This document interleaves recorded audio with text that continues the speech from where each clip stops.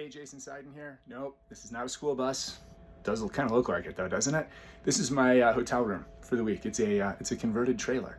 So yeah, some people go and they stay in the lap of luxury, and I apparently have gone a place that has an outdoor shower and 39-degree weather. So what are you gonna do?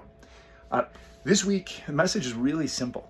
You know, there's I lost my daughter, and it was, as you know from the previous video, but as I've gotten further from that event, there's a change that has stayed with me. There's some things that I have been saying right along with everybody else for my entire life, and now they hit different. I feel them deeper. I don't know why or how this works, but it does. And I know a lot of you who have been through traumatic events understand what I'm talking about.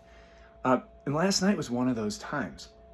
So I was outside, I was under this bed of stars like you wouldn't believe, or like those of you who live in cities wouldn't believe. And I was talking to Elle. And well, first I asked her, which star are you? So that I can concentrate on that one. And as I asked that question, a truck rolled by down the highway out here. So I can tell you definitively, we do not lose our sense of humor when we reach the other side, which is kind of nice to know. It was just really funny. And then the other thing that happened was, you know, like a lot of parents, I was talking to my kid. And also, like a lot of parents, I was trying to express just how much I love her and how much she meant to me and how much she means to me. And I said, I think sometimes I love you more than I love myself. And in the moment, like I didn't mean it in a self-deprecating way. I didn't mean it in a like there was nothing deep about it. It was more practical. I'm like, you know, like I gotta live here. I got all this stuff that I'm going. There's practicality. There's some decisions you struggle with, whatever. And she's in this pure place. I can just sort of love her in a pure way. That's all I meant, was that it's sort of she's in an unencumbered spot. And so relative to where I am, you know, it felt like I could love her more then. And as soon as the words left my mouth, I felt this like electricity come through me, not in a good way, like touching an electrified something that you shouldn't be touching kind of way. And it was interesting, right? Look, we've all heard it, you know, love your neighbor as you love yourself as you love your neighbor, right?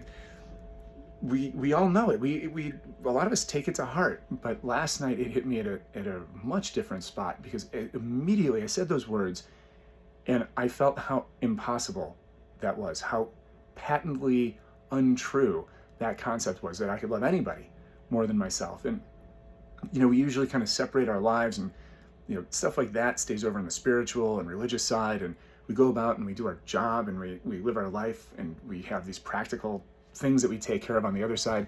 And in that moment, I just felt how connected these things are, and how true it is that when we make little sacrifices about ourselves, those sacrifices, they put a governor on how much we can love and support others. And you know, we don't have a way to measure it. Like it's nothing you can see with your eyes, but damn if we don't feel it.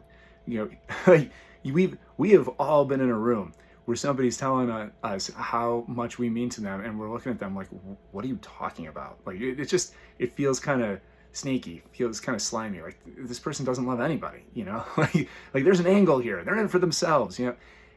And that's what I'm talking about. If you want to truly love your kids, or love your friends, or love your significant other, or love your family to the degree that you feel like they deserve, and I'm assuming for a minute that you feel that they deserve a lot, then you are limited in how far, you know, you're able to go to that limit, that level, based on the limits you put on yourself. So it's really true what they say. You gotta clean up your own shit, and that's it. I mean, I had to stand under stars and, you know, use a hyperbolic figure of speech, this nothing little moment, and it hit me like a lightning bolt. The best way, I mean, I say it all the time, even with Alan, it still hit me, that the best way you can honor somebody who you've lost, or that you can honor someone who you love, or the best way you can teach your kids anything, is to literally be the best you can possibly be, and never stop fighting to be better. And Look, there will be things that get thrown at you. There will be obstacles and limits that are placed upon you. Fine. I'm not saying you gotta, be a jackass about it and pretend that they don't exist, but never stop fighting, never stop striving, never stop reaching for tomorrow. It is such a simple message, but it is really hard. You look at somebody, you're having a bad day, you're looking at them, they're looking great, you just kind of want to ignore yourself. You gotta face your own damn bad day. I didn't say it was easy, I just said it was simple. So anyway, I guess school's out. I don't know. I feel like I'm in a school bus. I love you. I'll see you next week.